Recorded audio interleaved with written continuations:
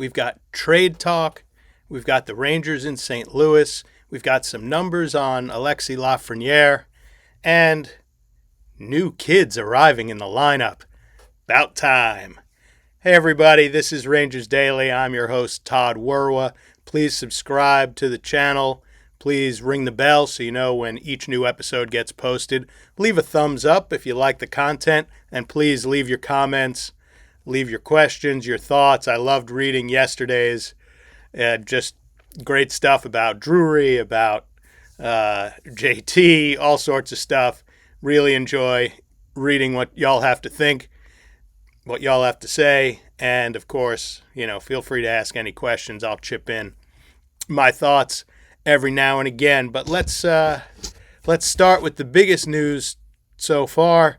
Gabe Perreault and Brennan Othmann both called up from Hartford. Yaroslav Hmelach and Brett Berard sent back down to the Wolfpack. Berard had no points in the 11 games, only had 10 shots. Looked like he had some jump early, but it didn't really pan out. So let him go back to Hartford. And Hmelach looked like he has some fourth line prowess, I guess might be the word. But with Rempe back, Rempe's got to be in the lineup. And so Hmelach was having a really good season in Hartford, so let him get back to it there. Let's talk a little bit about Perreault and Othmann and maybe how I think they'll be used. Obviously, there'll be a morning skate in St. Louis, so hopefully stuff won't kind of contradict this. It's funny that Perreault, not funny, but you got to remember that Perreault is only 20. He's been up for 3 games. I believe he had 1 point. He does have 10 goals and 17 assists in 20 games in Hartford. I think he needs to be in the top 6. I'm not quite sure. Well, obviously, he needs to be in the top 6. Let's just go right there. I don't know which center he should be with. I don't know how well it worked out with Trocheck and Miller. Maybe do you put him with Zibanejad, and do you put him with Panarin? There are a couple of different ways you can go, but the bottom line is he has to be in the top 6. He has to get top 6 minutes. I'd love to see him on the power play too, but with the way they've messed around with the power play, let's at least get some consistency in there. They did look good against the Canucks. But Perreault has to get top 6 minutes. He has to be given the freedom to fail and not get, I know when he was up before, they'd send him to the third line to protect leads. So Sullivan says, let the kid go out there and play. He's going to mess up defensively. He's not going to have the full man body physicality that somebody else might. He hasn't, really grown into what he's going to fully become in the NHL yet. But let him play. Let him learn. Let him not fear getting benched. Let him develop with the veterans on the line. Let's see him with some guys who have high skill. That's my one concern, is that he'll be up, he'll have all this pressure because he's got to be the goal scorer to ignite the offense. And if he doesn't, or if he makes a bad play with the puck, all of a sudden the coaches will lose trust in him and he won't be given the chance that he deserves. Othmann, 22, is off to a slow start, but he's got 4 goals and 1 assist in his last 7 games down in Hartford and 3 goals in his last 4. I kind of think he'll wind up on the third line, probably replacing Berard. We'll see what he's got. Remember, it wasn't the greatest of training camps, but he's had a good, after he sort of recovered from that the mental hurdle, he's had a good season at Hartford. So give him a chance. Would I love to see both guys in the top 6? Absolutely, but I don't think you can put Lafrenière on line 3. Maybe they will. That would be interesting. But you're probably looking at Othmann on the third line, most likely with Laba and Cooley, but we'll see. But hopefully they each get the chance to play freely, to make mistakes, learn from them, and come right back out instead of being benched or having to watch from the press box and not being used. I hope they're in it for a little bit more longer term so the offense has a chance to develop some consistency with them and they really get a sense of what it takes to play in the NHL. As I mentioned, Rangers in St. Louis tonight to face the Blues, another team that hasn't really been doing well that the Rangers should be right in the game with. They'll return. It's just a one-game trip. They return to play the Flyers at home on Saturday, then go to Nashville on Sunday. It is a second of a back-to-back for St. Louis. They played the Winnipeg Jets on Wednesday night. We've talked about the Rangers not being great on the back end of back-to-back. St. Louis has actually been pretty good on those second games of back-to-backs. They're 4-2-0. Heading into their game with the Jets on Wednesday, 5-5 or 5-5-0 in the last 10.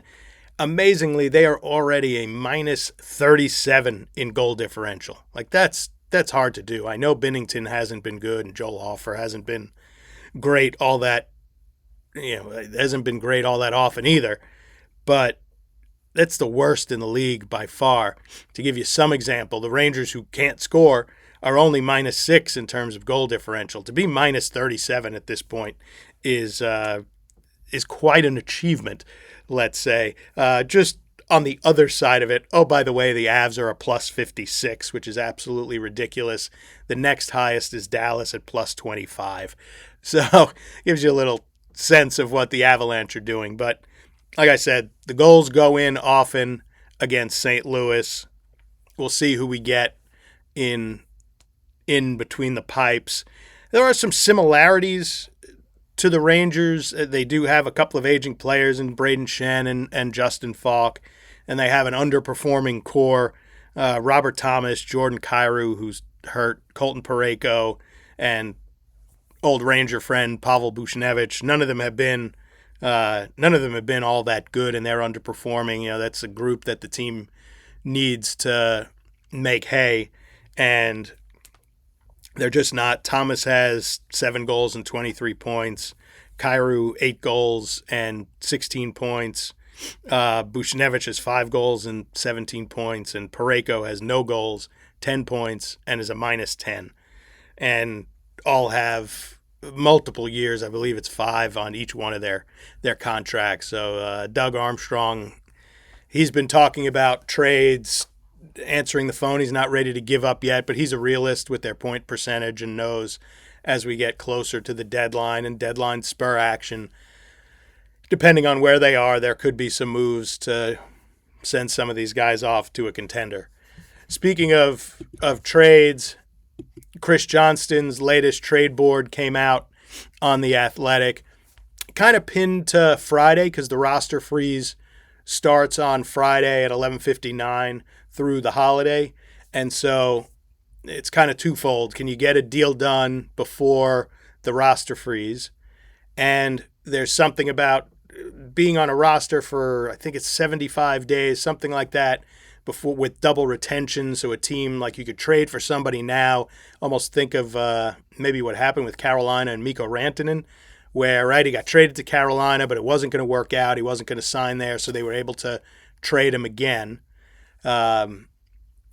So there is a little bit of urgency to get something done now because it allows you that double retention possibility for an additional move.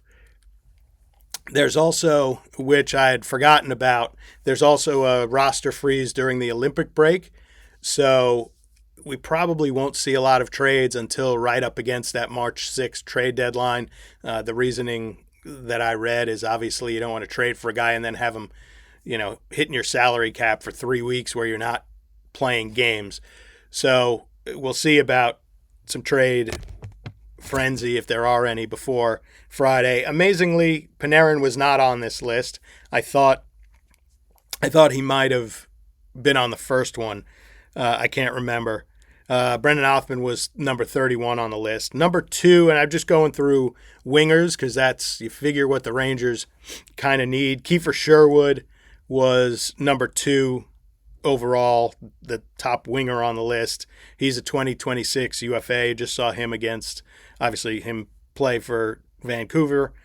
Alex Tuck was number 3. He's also a 2026 UFA. Interestingly, number 5 was Steven Stamkos. He's a 2028 UFA. Don't ask me why, but doesn't it seem like a Chris Drury move to go trade a couple of young players for Steven Stamkos, knowing he brings in a veteran sniper with Stanley Cup pedigree to try and get the Rangers into the playoffs? Sounds extremely foolish, but feels like it would be just the perfect Chris Drury move. Evander Kane was number 20 overall on the list, 2026 UFA. You saw what he brings with Vancouver. You know he can score, but he is 34, and he's not exactly a defensive stalwart, but he can score goals. I don't see the Rangers making any trades with Vancouver anyway, but I don't necessarily see them bringing Evander Kane in, but it's not a great list. It's really not a great list. So it'll be interesting to see who might be on the block. But some interesting names. Don't know whether the Rangers will be in on any of them. Don't know whether anybody will be really in on them by Friday or even right after the holiday break.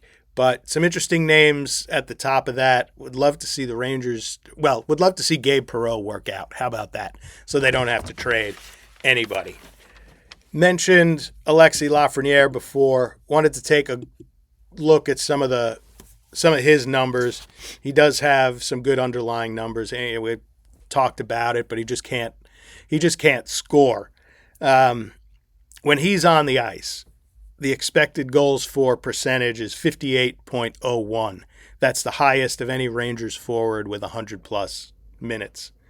The high danger chances for percentage, 64.74. That's the highest on the team.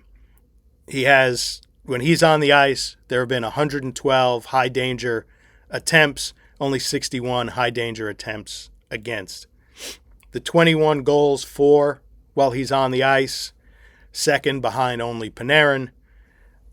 On the flip side, there are 20 goals against when he's on the ice, and that's the second worst on the team. He is shooting 10.4%, which is not good at all. But if you look at sort of the last 4 years, it really isn't that much lower than what he has been shooting percentage-wise, and that's really the troubling factor. 22-23, 11.9%, 23-24, 12.9%, 24-25, 11.1, and then this year, as I mentioned, 10.4. So a little back to the mean would help, but it's not like he's a 15% career shooter. So when they say he's driving play, good things are happening when he's on the ice, but he's just not putting pucks in the net. And whether it's reluctance to shoot, whether it's deferring, whether it's not, he seems to be sometimes, he'll drive in and he'll peel off to the boards and take the path of least resistance often, but coming out of the corner, he's sort of the only one who'll drive to the net. And he often is the only one who will drive to the net instead of settling for other things. Obviously, they need more from him. Obviously, he's no Macklin Celebrini, Connor Bedard. Think of all the good number one picks overall that are racking up point tallies. But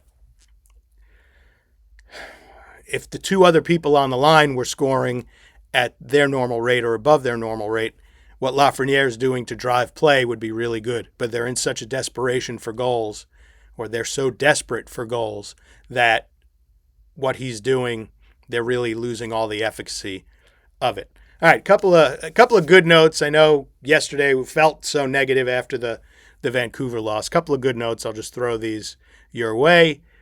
Getting ready for the game against St. Louis. The Rangers are 9-0-0 when leading after the first period. They're actually 9-0-1 when leading after the second period.